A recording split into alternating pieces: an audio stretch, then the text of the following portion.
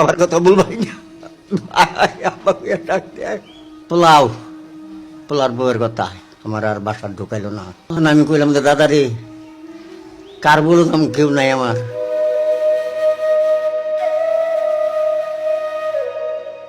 আমার একটা ছেলে এই ডাকাতিতে রাখার পর দুটা নাতনি কম্পিউটার চালায়, একটা নাতনি আছে।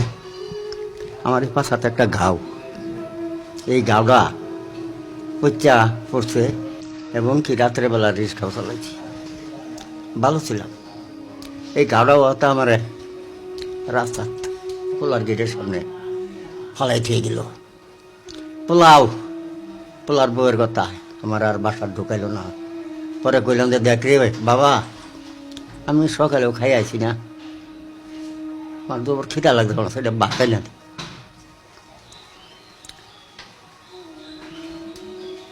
খাওয়াইলো না, না খাওয়াই বাবা একটা লোকে হুইনা হেরা চা চলতে না, চা একটা রুটি একটা খাওয়াইলো আমার, অর্ধেকটা খাইলাম, পেটও যায় না। পরে আদর করে নিজের সন্তান তো ছোট্ট নাতিনে কয় আব্বা আম্মা দাদা কান্তাছে, দাদারে গরলি আই কয় না। দুইজনে টান্না তুইলা রিক্সা তুইলা যখন টাঙ্গের বাস ট্রেন লই আইয়ে গাড়ি তুইলা দিব, তখন আমি কইলাম যে দাদা রে, কার বলতাম কেউ নাই আমার। তো রিক্সার ড্রাইভারে কইলাম যে ভাই মেন রোড দিয়েই যান, না বেশি যাই উঠছে।